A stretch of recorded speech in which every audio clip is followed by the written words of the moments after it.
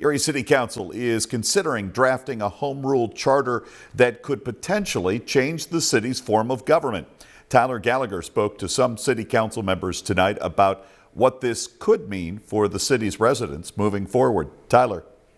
Thanks, Sean. At last Wednesday's meeting, council requested that the city solicitor took a look into drafting a resolution to create a 9-person home rule charter commission, and if approved, the decision will ultimately be up to the voters in 2025.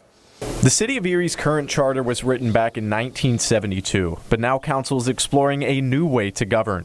One council member says a home rule charter would allow the city to break away from a state charter, instead allowing Erie to self-govern. The City Council is going to consider leaving it up to our citizens to elect a commission that would rewrite the charter, that would unbind us from the third-class city code, and more than anything, it takes a burden off property taxes. Nelson says the state puts a cap on what cities like Erie can tax, and the city is currently meeting that cap in all categories but property tax. But under a new home rule charter, Nelson says they can change some of those caps around so the city doesn't have to keep increasing property taxes. And as other Pennsylvania cities switch to a home rule charter, Nelson says there's no better time for Erie to make this adjustment. When you look at the population charts of Erie, Reading, and Allentown, when we all ended up third-class city together in 1972, you see a decline for the next 25 years until you get into the mid to late 90s when Allentown adopts home rule charter. A couple years later, Reading adopts home rule charter. And what you see is a turn in population, a turn in resources, a turn in investment.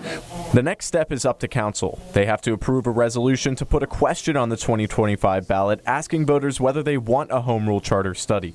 Now, if voters choose to approve the home rule charter on the ballot in 2025, it could bring some big changes to the government here in the city of Erie.